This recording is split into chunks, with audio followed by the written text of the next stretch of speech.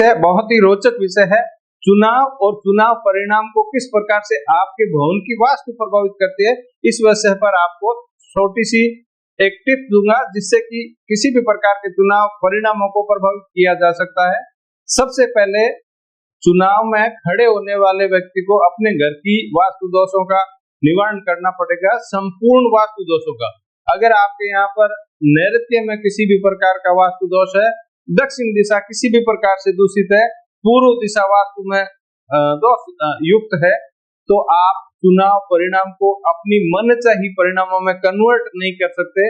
आपके सामने वाला आप पर भारी हो सकता है। बहुत बार ऐसा देखा गया है कि पब्लिक आपके साथ होती है किसी भी चुनाव में, किसी भी, मैं पार्टी से रिलेटेड बात नहीं कर रहा हूँ, चुनाव चाहे कोई भी हो, पब्लिक पूर्ण रूपेण साथ होती है, लेकिन एन वक्त पर जब परिणाम आया जाता है तो सामने वाला विजयी घोषित होता है। उसका मेन कारण है कि जनता ने उसको जिताने के लिए वोट नहीं दिए, आपको हराने के लिए उस व्यक्ति को वोट गए जो आपके सामने खड़ा था।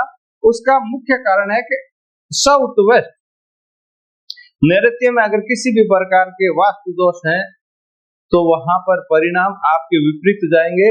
इसलिए अगर चुनाव में विजय हासिल करनी है तो सबसे पहले नैऋत्य पे, उसके बाद में दक्षिण दिशा को वास्तु दोषों से रिमूव करें और पूर्व दिशा पर विशेष ध्यान दें। अगर ये तीन दिशाएं आपने सुधार ली है और अग्निकोण में किसी भी प्रकार का वास्तु दोष नहीं है, ध्यान से सुनिएगा, परखिए साउथ ईस्ट।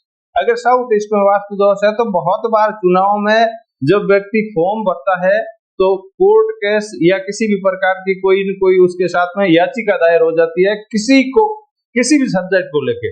उसका एक कारण ये होता है कि साउथ ईस्ट में वास्तु दोष। तो साउथ ईस्ट को भी सुधारिए और परिणाम अपने पक्ष में लाने की सबसे आसान तरीका है कि चुनाव परिणाम आपके पक्ष में होंगे।